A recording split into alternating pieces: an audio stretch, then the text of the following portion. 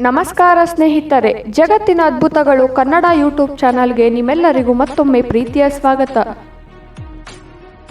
ಸ್ನೇಹಿತರೆ, ತಿಮ್ಮಪ್ಪನ ದಯೆಯಿಂದ ಬದುಕು ಬಂಗಾರವಾಯಿತು ಎಂದು ಹೇಳುವ ಅಸಂಖ್ಯಾತ ಜನರನ್ನು ನಾವು ಕೇಳಿರ್ತೀವಿ, ನೋಡಿರ್ತೀವಿ. ಅದೇ ರೀತಿ ನಮ್ಮ ಅದೃಷ್ಟನೇ ಸರಿಯಿಲ್ಲ, ಎಷ್ಟು ಸಲ ತಿರುಪತಿಗೆ ಹೋದರೂ ನಮ್ಮ ಕಷ್ಟಗಳು ಮಾತ್ರ ತೀರ್ತಾನೆ ಇಲ್ಲ ಅನ್ನೋರ್ನು ಕೂಡ ನಾವು ನೋಡಿದ್ದೀವಿ. ಆದರೆ ಇದು ನಿಮಗೆ ಗೊತ್ತಿರಲಿ, ತಿಮ್ಮಪ್ಪನ ಕ್ಷೇತ್ರದಂತಹ ಸ್ಥಳಗಳಿಗೆ ತೀರ್ಥಯಾತ್ರೆಗೆ ಹೋದಾಗ ಕೆಲವು ವಿಚಾರಗಳನ್ನು ನೆನಪಿನಲ್ಲಿ ಇಟ್ಟುಕೊಳ್ಳಬೇಕು. ಇಂತಹದನ್ನು ಮಾಡಬೇಕು, ಇಂತಹದನ್ನು ಮಾಡಲೇಬಾರದು ಎಂಬ ವಿಶೇಷವಾದ ನಿಯಮಗಳಿರ್ತವೆ. ಇಂತಹ ಶಕ್ತಿಯುತವಾದ ಕ್ಷೇತ್ರಗಳಲ್ಲಿ ಗೊತ್ತಿಲ್ಲದೆ ನಾವು ಮಾಡುವ ಕೆಲವು ಎಡವಟ್ಟುಗಳಿಂದಲೇ ತೀರ್ಥಯಾತ್ರೆಯ ಪುಣ್ಯ ಫಲ ನಮಗೆ ದಕ್ಕುವುದೇ ಇಲ್ಲ. ಇದು ತಿಮ್ಮಪ್ಪನ ತಪ್ಪ? ನೀವೇ ಹೇಳಿ. ಅದಕ್ಕಾಗಿ ವೆಂಕಟೇಶ್ವರನ ದರ್ಶನಕ್ಕಾಗಿ ಹೋದಾಗ ನೀವು ಮಾಡಲೇಬಾರದ 4 ತಪ್ಪುಗಳ ಕುರಿತು ನಾವು ಮಾಹಿತಿ ಕೊಡುತ್ತೇವೆ. ಇನ್ನು ನೀವು ನಮ್ಮ ಚಾನಲನ್ನು ಸಬ್ಸ್ಕ್ರೈಬ್ ಮಾಡಿಲ್ಲ ಅಂದರೆ ಈಗಲೇ ಸಬ್ಸ್ಕ್ರೈಬ್ ಮಾಡಿ, ಮತ್ತೆ ಹೊಸ ವಿಡಿಯೋ ನೋಟಿಫಿಕೇಷನ್ಗಾಗಿ ಬೆಲ್ ಐಕಾನ್ನು ಪ್ರೆಸ್ ಮಾಡಿ. ಮೊದಲನೆಯದಾಗಿ, ತಿರುಮಲಕ್ಕೆ ಹೋದಾಗ ಸೀದಾ ವೆಂಕಟೇಶ್ವರನ ದರ್ಶನ ಮಾಡಬಾರದು. ಪಟಪಟ ಮೆಟ್ಟಿಲು ಹತ್ತು ಸ್ಪೆಷಲ್ ದರ್ಶನದ ಟಿಕೆಟ್ ತಗೊಂಡು ಸೀದಾ ವೆಂಕಟೇಶ್ವರನ ಮುಂದೆ ನಿಂತು ಗೋವಿಂದ ಗೋವಿಂದ ಅಂದರೆ ಏನೂ ಪ್ರಯೋಜನವಿಲ್ಲ. ಯಾಕಂದರೆ ತಿರುಪತಿಗೆ ಹೋದವರು ವೆಂಕಟೇಶ್ವರನ ಮೊದಲು ವರಹನಾಥ ಸ್ವಾಮಿ ದರ್ಶನ ಮಾಡಬೇಕು. ಇಲ್ಲ ಅಂದರೆ ವೆಂಕಟೇಶ್ವರ ಸ್ವಾಮಿ ದರ್ಶನದ ಫಲ ನಿಮಗೆ ಸಿಗುವುದಿಲ್ಲ. ಇದು ವರಹನಾಥ ಮತ್ತು ವೆಂಕಟೇಶ್ವರ ಸ್ವಾಮಿಯ ನಡುವೆ ಆಗಿರುವ ಒಪ್ಪಂದ. ತಿರುಮಲ ಕ್ಷೇತ್ರ ವೆಂಕಟೇಶ್ವರನದಲ್ಲ, ಮೂಲತಃ ವರಹನಾಥ ಸ್ವಾಮಿಯದ್ದು.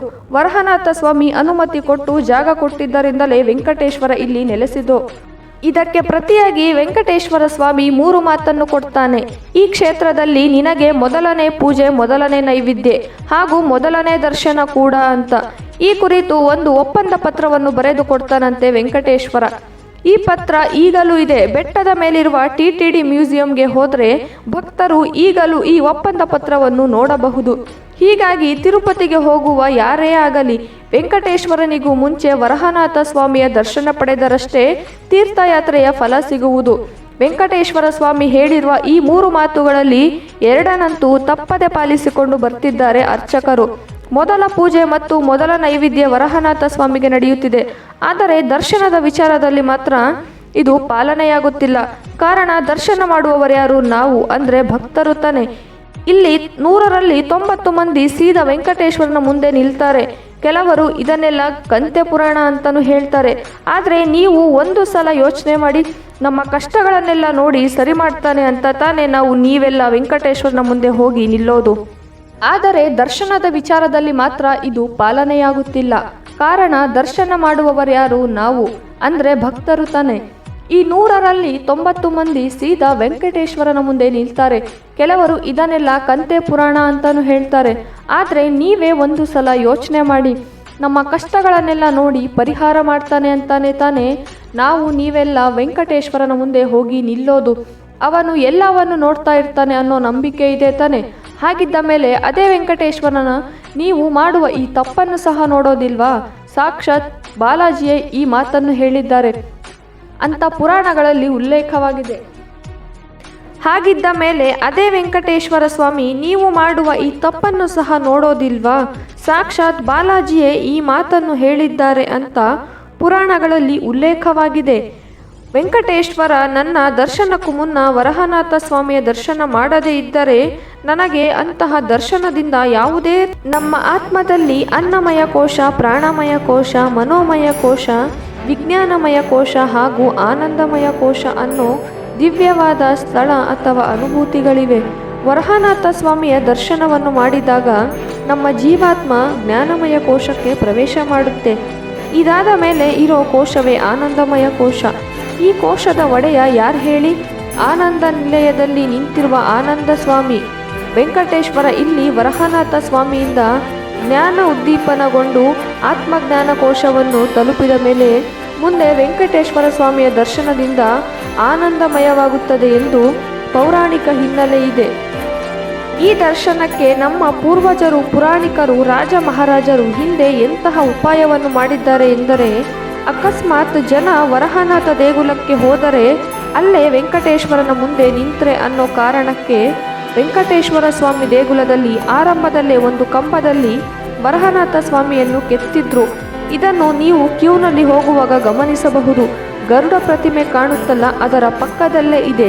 ಅಕಸ್ಮಾತ್ ನೀವು ವರಹನಾಥ ಸ್ವಾಮಿಯ ದೇಗುಲಕ್ಕೆ ಹೋಗದೆ ಆಗದಿದ್ದರೆ ಇಲ್ಲೇ ಈ ಕಂಬದಲ್ಲಿ ಇರುವ ವರಹನಾಥ ಸ್ವಾಮಿಗೆ ಕೈ ಮುಗಿದು, ಸ್ವಾಮಿ, ನಾನು ಅಲ್ಲಿಗೆ ಬರಲಾಗಲಿಲ್ಲ, ಮರೆತು ಬಿಟ್ಟೆ, ನನ್ನನ್ನು ಕ್ಷಮಿಸು, ನಿನ್ನ ಆಶೀರ್ವಾದ ನನ್ನ ಮೇಲಿರಲಿ ಅಂತ ಕೇಳಿಕೊಂಡರೆ ಸಾಕು. ನಿಮಗೆ ಅರ್ಧ ಫಲ ಸಿಗುತ್ತೆ.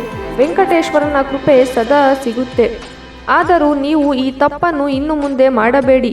ಅಕಸ್ಮಾತ್ ನಿಮಗೆ ಗೊತ್ತಿರಲಿಲ್ಲ ಅಂದರೆ ಇನ್ನು ಮುಂದೆ ವೆಂಕಟೇಶ್ವರನಿಗೆ ಮೊದಲು ತಪ್ಪದೆ ವರಹನಾಥ ಸ್ವಾಮಿಯ ದರ್ಶನ ಮಾಡಿ.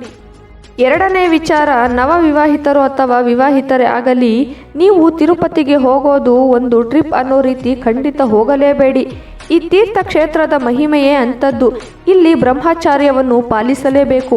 ಬೆಟ್ಟದ ಮೇಲೆ ಹೋದಾಗ ವಿಚಿತ್ರವಾಗಿ ಇರೋದು, ವಿಚಿತ್ರವಾದ ಬಟ್ಟೆಗಳನ್ನು ಧರಿಸೋದು, ಆತ್ಮೀಯವಾಗಿ ಮೋಹಕ್ಕೊಳಗಾಗುವ ತಪ್ಪುಗಳನ್ನು ಎಂದೂ ಕೂಡ ಅನುಸರಿಸಬಾರದು. ನಿಮಗೆ ಒಂದು ವಿಷಯ ಗೊತ್ತಿರಲಿ, ಈ ಸ್ಥಳದ ಆಚರಣೆ ಎಂತಹದ್ದು ಅಂದರೆ, ಸಾಕ್ಷಾತ್ ವೆಂಕಟೇಶ್ವರ ಸ್ವಾಮಿಯೇ ಪದ್ಮಾವತಿಯನ್ನು ವಿವಾಹವಾದ ಮೇಲೆ 6 ತಿಂಗಳ ಕಾಲ ಬೆಟ್ಟದ ಮೇಲೆ ಬಂದಿರಲಿಲ್ಲ. ಬೆಟ್ಟದ ಬುಡದಲ್ಲಿರುವ ಅಗಸ್ತ್ಯ ಮುನಿಗಳ ಆಶ್ರಮದಲ್ಲಿ ವಾಸವಿದ್ದ ಸ್ವಾಮಿ. ಸಾಕ್ಷಾತ್ ಸ್ವಾಮಿಯೇ ಈ ರೀತಿಯ ಆಚರಣೆ ಮಾಡಿ ನಿಯಮ ಪಾಲೆಗಳನ್ನು ಅನುಸರಿಸುವಾಗ ಇನ್ನು ನೀವು ಈ ತಪ್ಪುಗಳನ್ನು ಮಾಡೋಕ್ಕಾಗುತ್ತಾ ಹೇಳಿ? ಮೂರನೆಯ ವಿಚಾರ, ತಿರುಮಲಕ್ಕೆ ಹೋಗಿ ಭಕ್ತಿಯಿಂದ ಶ್ರದ್ಧೆಯಿಂದ ದರ್ಶನ ಮಾಡಿ ವೆಂಕಟೇಶ್ವರನನ್ನು ನೋಡಬೇಕು ಎಂಬ ಆಸೆ ಎಲ್ಲರಿಗೂ ಇರುತ್ತೆ. ಅದಕ್ಕೆಂದೇ ದಿನವೂ ಅಲ್ಲಿ ಸಾವಿರಾರು ಜನ, ಲಕ್ಷಾಂತರ ಜನ ಬರುತ್ತಾನೆ ಇರೋದು. ಹಾಗಂತ ದರ್ಶನಕ್ಕೋಸ್ಕರ ಕಳ್ಳದಾರಿಗಳನ್ನು ಹಿಡಿಯಬೇಡಿ, ಮೋಸ ಮಾಡಿ ದರ್ಶನವನ್ನು ಮಾಡಬೇಡಿ. ಇದರಿಂದ ದರ್ಶನದ ಪುಣ್ಯ ಫಲಕ್ಕಿಂತಲೂ ಅಪಾಯವಾಗುವುದೇ ಹೆಚ್ಚು. ಯಾರೋ ಪರಿಚಯಸ್ಥರನ್ನು, ಪ್ರಭಾವಿಗಳನ್ನು ಅಥವಾ ಏಜೆಂಟ್ಗಳನ್ನು ಹಿಡಿದುಕೊಂಡು ಸರಾಗವಾಗಿ ದರ್ಶನವನ್ನು ಮಾಡಿಬಿಡಬಹುದು ಅನ್ನೋ ಉಬ್ಬುಂತನ ಬೇಡ. ಇದರಿಂದ ಏನೂ ಪ್ರಯೋಜನವಿಲ್ಲ. ಎಷ್ಟೋ ಸಲ ಕೆಟ್ಟದಾಗಿಯೇ ಬಿಡುತ್ತೆ. ಭಕ್ತಿಯಿಂದ ಹೋಗಿ ಸಾಮಾನ್ಯರಲ್ಲಿ ಸಾಮಾನ್ಯರಂತೆ ದರ್ಶನವನ್ನು ಮಾಡಿ ಬನ್ನಿ. ನಿಮ್ಮ ರೀತಿಯೇ ಸಾವಿರಾರು ಜನ ದರ್ಶನಕ್ಕಾಗಿ ಕಾಯ್ತಾ ಇರ್ತಾರೆ ಅಲ್ವಾ? ನೀವು ಮಾಡೋ ಬುಕ್ಕಿಂಗ್ ದಂಧೆಗಳು ಪ್ರಭಾವಿಗಳಿಗೆ ಸಾಮಾನ್ಯ, ಆದರೆ ಭಕ್ತಿ ಭಾವಗಳಲ್ಲಿ ಬರುವ ಭಕ್ತರಿಗೆ ತೊಂದರೆ ಆಗಬಾರದು ಅಲ್ವಾ? ಆ ರೀತಿ ಆದರೆ ಸ್ವಾಮಿ ಗಮನಿಸದೇ ಇರ್ತಾನ? ಗಮನಿಸದ ಮೇಲೆ ಆ ತೀರ್ಥಯಾತ್ರೆಯ ಫಲ ನಿಮಗೆ ಸಿಗುತ್ತಾ ಹೇಳಿ? ನಾಲ್ಕನೆಯ ವಿಚಾರಕ್ಕೆ ಬಂದರೆ, ಮಾಡಲೇಬಾರದು ಎಂದು ರಾಮಾನುಜಾಚಾರ್ಯರು 2 ನಿಯಮಗಳನ್ನು ಮಾಡಿದ್ದಾರೆ. ಬೆಟ್ಟದ ಮೇಲೆ ಬರುವ ಭಕ್ತರಿಗೆ ಮಾಡಬೀದಿ ಇದೆಯಲ್ಲ, ಅಂದರೆ ವೆಂಕಟೇಶ್ವರನ ದೇಗುಲದ ಸುತ್ತಲ ಬೀದಿ, 4 ರಥಬೀದಿಗಳಿವೆಯಲ್ಲ, ಅವುಗಳಲ್ಲಿ ಚಪ್ಪಲಿ ಧರಿಸಿ ನಡೆಯಲೇಬಾರದು. ಇಡೀ ಬೆಟ್ಟವೇ ಸಾಲಿಗ್ರಾಮ ಶಿಲೆ ಅನ್ನೋ ನಂಬಿಕೆ ಇದೆ. ಸಾಲಿಗ್ರಾಮವನ್ನು ವಿಷ್ಣುವಿನ ರೂಪ ಅಂತ ಆರಾಧಿಸುತ್ತೇವೆ. ಹಾಗಿದ್ದ ಮೇಲೆ ಆರಾಧಿಸುವ ಶಿಲೆಯ ಮೇಲೆ ಚಪ್ಪಲಿ ಹಾಕಿಕೊಂಡು ನಡೆಯೋಕೆ ಆಗುತ್ತಾ? ನಮ್ಮಲ್ಲಿ ಕೆಲವರಿಗೆ ಗೊತ್ತಿರುವುದಿಲ್ಲ. ಬೆಟ್ಟ ಹತ್ತುವಾಗ ಮಾರ್ಗ ಮಧ್ಯೆ ಮೊಣಕಾಲು ಪರ್ವತ ಅನ್ನೋ ಜಾಗವಿದೆ. ಈ ಜಾಗದ ಮಹಿಮೆ ಏನು ಗೊತ್ತಾ? ಸಾಕ್ಷಾತ್ ರಾಮಾನುಜಾಚಾರ್ಯರೇ ಇಲ್ಲಿಂದ ಸೀದಾ ನಡೆಯದೆ ಮೊಣಕಾಲಿನಲ್ಲಿ ಬೆಟ್ಟ ಹತ್ತಿದ್ದರಂತೆ. ಇವಾಗ ಕೆಲವು ಜನ ಮಂಡಿ ಮೇಲೆ ಬೆಟ್ಟ ಹತ್ತುಕೊಂಡು ಬರುತ್ತಾರೆ. ಕೆಲವರು ಇದನ್ನು ನೋಡಿ ಹರಕೆ ಇರಬಹುದು ಎಂದು ಅನ್ಕೋತಾರೆ. ಆದರೆ ಇದರ ನಿಜವಾದ ಹಿನ್ನೆಲೆ, ರಾಮಾನುಜಾಚಾರ್ಯರು ಹೀಗೆ ಮಾಡಿದ್ದಾರೆ ಅನ್ನುವ ವಿಚಾರ ಎಷ್ಟೋ ಜನರಿಗೆ ತಿಳಿದೇ ಇರುವುದಿಲ್ಲ. ಹೀಗಾಗಿ ನೀವೆಲ್ಲ ಇಷ್ಟೆಲ್ಲ ಸಾಧನೆ ಮಾಡಲಾಗಲಿಲ್ಲವೆಂದರೂ ಕನಿಷ್ಠ ದೇಗುಲದ ಸುತ್ತಮುತ್ತಲಿರುವ ರಥಬೀದಿಗಳಲ್ಲಾದರೂ ಚಪ್ಪಲಿ ಹಾಕಿಕೊಳ್ಳದೆ ಇರೋಣ. ಬಿರು ಬೇಸಿಗೆ ವೇಳೆ ಕಾದ ಕಲ್ಲಿನ ಮೇಲೆ ನಡೆಯೋದು ಕಷ್ಟ ಅಂತ ಗೊತ್ತಿರೋದ್ರಿಂದಲೇ ಟಿಟಿಡಿ ಕೆಲವು ವ್ಯವಸ್ಥೆಗಳನ್ನು ಕೂಡ ಮಾಡಿದೆ. ಈ 4 ಬೀದಿಗಳಲ್ಲಿ ವೈಟ್ ಪೈಂಟ್ ಮಾಡಿದೆ. ಕಾಲು ಸುಡದಿರಲಿ ಅಂತ ಇದರ ಮೇಲೆ ನೀರು ಹಾಕುತ್ತಾರೆ. ಇಷ್ಟಿದ್ದು ಚಪ್ಪಲಿ ಹಾಕುವ ಶೋಕಿ ಅಥವಾ ಅನಿವಾರ್ಯತೆ ಬೇಡ ಅನಿಸುತ್ತೆ ನಿಜವಾದ ಭಕ್ತರಿಗೆ. ಇನ್ನು ರಾಮಾನುಜಾಚಾರ್ಯರು ಮಾಡಿರುವ 2ನೇ ನಿಯಮ ಅಂದರೆ, ಬೆಟ್ಟದ ಮೇಲೆ ಮುಡಿಯಲ್ಲಿ ಗಂಡಸೆಯೇ ಆಗಲಿ ಹೆಂಗಸೆಯೇ ಆಗಲಿ ಹೂವನ್ನು ಧರಿಸಬಾರದು. ಬೆಟ್ಟದ ಮೇಲೆ ಸ್ವಾಮಿಯನ್ನು ಬಿಟ್ಟು ಇನ್ಯಾರು ಹೂವನ್ನು ಧರಿಸಬಾರದು ಎಂದು ರಾಮಾನುಜಾಚಾರ್ಯರು ನಿಯಮ ಮಾಡಿದ್ದಾರೆ. ಅಲ್ಲಿಗೆ ಬರುವ ಪ್ರತಿಯೊಂದು ಹೂವು ಕೂಡ ಸ್ವಾಮಿಗೆ ಸಮರ್ಪಣೆ ಅನ್ನೋ ಹಿನ್ನೆಲೆ ನೀವು ಗಮನಿಸಿದರೆ ಗೊತ್ತಾಗುತ್ತೆ. ಸುಮಾರು ಎಷ್ಟೋ ದೊಡ್ಡ ದೊಡ್ಡ ದೇವಸ್ಥಾನಗಳಲ್ಲಿ ಕೂಡ ದರ್ಶನವಾದ ಮೇಲೆ ಪ್ರತಿಯಾಗಿ ಪ್ರಸಾದ ಕೊಡೋ ದೇವಸ್ಥಾನ ಆಡಳಿತ ಮಂಡಳಿಗಳು ದೇವರಿಗೆ ಬಳಸಿದ ಹೂವನ್ನು ಕೂಡ ಭಕ್ತರಿಗೆ ಕೊಡೋದಿಲ್ಲ. ಈ ತೀರ್ಥಕ್ಷೇತ್ರಕ್ಕೆ ಇಂಥದೊಂದು ನಿಯಮಗಳಿವೆ ಅನ್ನೋದು ಬಹುತೇಕ ಜನರಿಗೆ ಗೊತ್ತಿಲ್ಲ. ಹಾಗಾಗಿ ಬೆಟ್ಟದ ಮೇಲೆ ನಿಂತು ಮಾರ್ತಾರೆ. ಅದೇ ಹೂವನ್ನು ಖರೀದಿ ಮಾಡಿ ಜನ ಕೂಡ ಮುಟ್ಕೋತಾರೆ. ಏನು ವಿಪರ್ಯಾಸ ನೋಡಿ. ಕೊಳ್ಳುವವರಿರುವಾಗ ಮಾರಾಟಗಾರರು ಸಹ ನಿಷಿದ್ಧ ಕೆಲಸಗಳನ್ನು ಮಾಡುತ್ತಲೇ ಇರುತ್ತಾರೆ. ಹೀಗೆ ಈ 4 ತಪ್ಪುಗಳನ್ನು ಮಾಡದೆ ಪುಷ್ಕರಣಿಯಲ್ಲಿ ಒಮ್ಮೆ ಸ್ನಾನ ಮಾಡಿ ವೆಂಕಟೇಶ್ವರನನ್ನ ದರ್ಶನ ಮಾಡಿ ಬದುಕಲಾಗುವ ಬದಲಾವಣೆ ನಿಮ್ಮ ಊಹೆಗೂ ಮೀರಿದ್ದಾಗಿರುತ್ತದೆ. ಆಶ್ಚರ್ಯಕರ ಪುಣ್ಯಫಲ ನಿಮಗೆ ಸಿಗುತ್ತದೆ. ಶ್ರೀಮದ್ ರಮಣ ಗೋವಿಂದ ಗೋವಿಂದ. ವೀಕ್ಷಕರೇ, ಈ ವಿಡಿಯೋ ನಿಮಗೆ ಇಷ್ಟ ಆಗಿದ್ರೆ ಲೈಕ್ ಮಾಡಿ ಮತ್ತೆ ನಮ್ಮ ಚಾನಲನ್ನು ಸಬ್ಸ್ಕ್ರೈಬ್ ಮಾಡಿ. ನಿಮ್ಮ ಅನಿಸಿಕೆಯನ್ನು ಕಮೆಂಟ್ ಮಾಡಿ, ಆದಷ್ಟು ಶೇರ್ ಮಾಡಿ.